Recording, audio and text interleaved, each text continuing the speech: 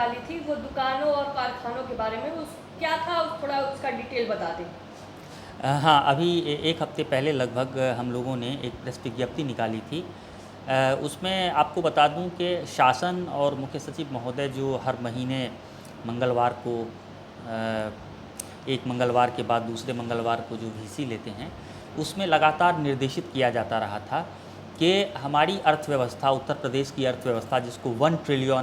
Trillion करना है उसकी साइज़ का, तो उसमें बहुत सारे इकाइयाँ, उद्योग, प्रतिष्ठान संचालित हो रहे हैं, लेकिन वो अर्थव्यवस्था में उनकी गणना नहीं हो पाती है, यानी वो अर्थव्यवस्था की मुख्य धारा में नहीं आ पाए हैं। और इसका कारण है कि वो संबंधित अधिनियमों के तहत अपना पंजीकरण किन्हीं कारणों से नहीं कराते हैं। तो इसके लिए लगातार निर्देशित किया जा रहा है और डीएम सर के द्वारा भी निर्देशित किया गया था मुझे, और अभी भी किया जा रहा है कि ऐसी इकाइयाँ जो फैक्ट्री एक्ट 1948 का है, अगर उसके तहत जो पात्रता रखते हैं उनको अपना पंजीकरण कराना होगा। इसके अलावा यदि कोई ऐसी शॉप है, कॉमर्शियल इस्टेब्लिशमेंट है, जिसको शॉप एक्ट में कराना चाहिए रजिस्ट्रेशन, तो वो वहाँ कराएं। इससे फ़ायदा ये होता है कि जब वो रजिस्ट्रेशन कराएंगे तो वहाँ कितने लोग काम करते हैं उसकी गणना भी होगी, उस फलाने इकाई या इंडस्ट्री या प्रतिष्ठान की भी गणना होती है, क्या काम किया जा रहा है इसके बारे में पता चलता है। तो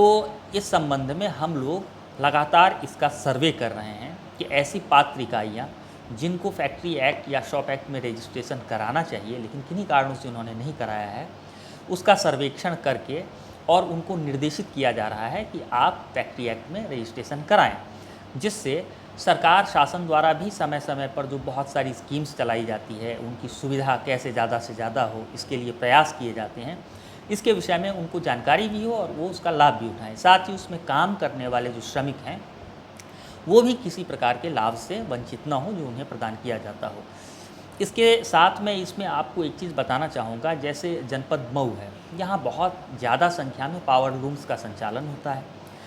ज़्यादातर केसेस में, नॉर्मल केसेस में फैक्ट्री एक्ट जहाँ मशीन की सहायता से काम किया जाता है, 20 या उससे अधिक काम कर रहे हों लोग, उस पे लागू होता है। लेकिन पावर लूम्स के संदर्भ में यह 5 या उससे अधिक पे लागू होता है। अगर एक जगह 5 या उससे ज़्यादा लोग पावर लूम्स में काम कर रहे हैं तो फैक्ट्री एक्ट के सेक्शन 85 के तहत उनका पंजीकरण कराना होता है। इसके साथ ही जैसे राइस मिल है, पल्स मिल है, दाल मिल है, बर्फ़ की फैक्ट्री है, पेट्रोल पंप्स है, ऐसी जगहों पे अगर 5 या उससे अधिक व्यक्ति काम कर रहे हैं तो उनको फैक्ट्री एक्ट में काम कराना होगा। मोटर गैरेज हैं, जैसे शोरूम्स होते हैं, उनके वर्कशॉप होते हैं, शोरूम्स का रजिस्ट्रेशन शॉप एक्ट में होता है जहाँ सेल्स होता है, लेकिन जो उसका वर्कशॉप होता है या कोई अलग से वर्कशॉप खोला हो, 2 व्हीलर या 4 व्हीलर का या 6 व्हीलर का,